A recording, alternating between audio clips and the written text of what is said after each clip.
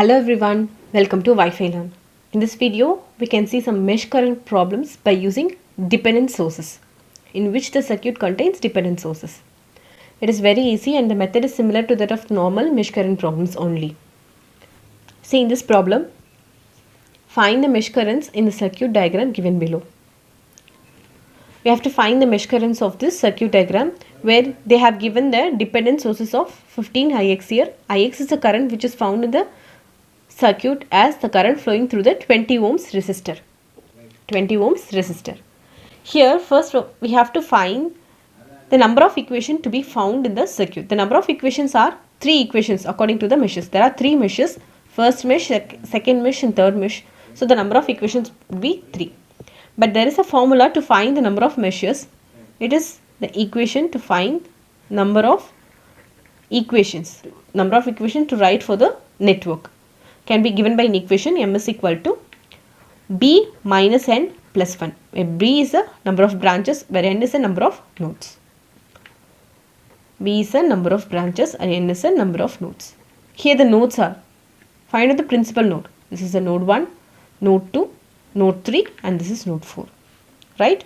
So the number of nodes is 4. Find the number of branches. Branch 1, branch 2, branch 3, branch 4, branch 5 and branch 6. Right? So the number of branches is 6. Okay.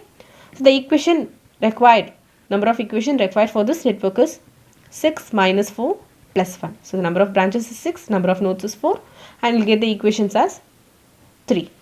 The number of equations is 3. This is a formula to find the number of equations for the mesh analysis. Now write the KVL equation for all the meshes. The KVL equation for the first mesh is, here the current will enter the negative and leaves the positive. So it is a voltage rise, right and left side, 50 is equal to, and the current will be flowing to 5 ohms resistor which produces a potential drop due to this I1, and due to this I2 it produces a potential rise. So 5 of I1 minus I2 plus this 20 is common to first and the third mesh. So this I1 produces a potential drop and this I3 produces a potential rise. So 20 of I1 minus I3. On reducing this, you will get the equation as 25 I1 minus 5 I2 plus 20 I3 is equal to 50. Now the KVL equation for second mesh. The KVL equation for this second mesh. 1 ohm. The current will be flowing through this 1 ohm and produces a potential drop. So 1 into I2.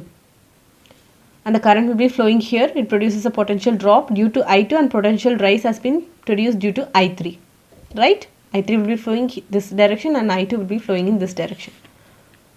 So plus 4 of I2 minus I3 plus, and this 5 ohms current, I1 will produce the potential drops and I2 will produce the potential rise. So 5 of I2 minus I1.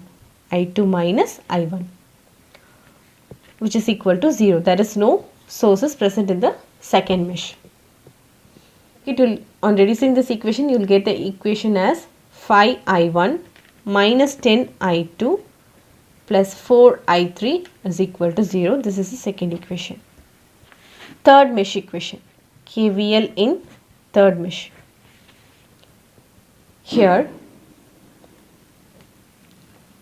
the current will be flowing this 20 ohms, will produce a potential drop and this I1 produces a potential rise. So 20 of I3 minus I1 plus this I3 produces a potential drops in 4 ohm and this I2 produces a potential rise. So 4 of I3 minus I2, and this I3 will be flowing inside the positive, will flow into positive and leaves the negative. Right? It is also a potential fall. So plus of 15 Ix is equal to 0. Plus of 15 Ix is equal to 0.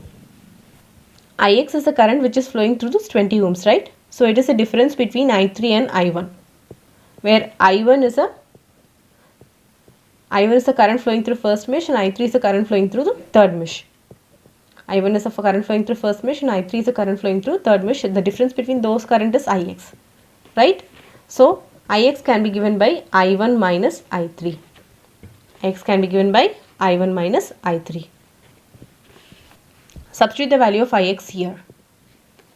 So 20 of I3 minus I1 plus 4 of I3 minus I2 plus 15 of I1 minus I3 is equal to 0. On reducing this equation, you will get the value as 35 I1 plus 4 I2 minus 9 I3 is equal to 0. This is equation 3 for the third mesh. On solving these three equations, you can solve either by algebraic calculations or by using matrices or determinants.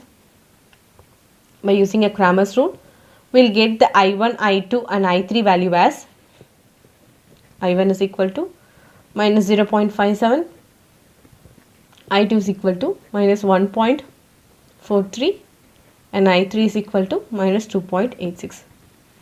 I have already done this calculation. Check whether you are getting this answer or not. You can use either any one of the method by using a Cramer's rule or by using algebraic calculations. Cancellation method. You can find the value of the currents I1, I2 and I3. Okay. I hope you understood the concept of this problem. If you have any doubt, please leave it in the comment section.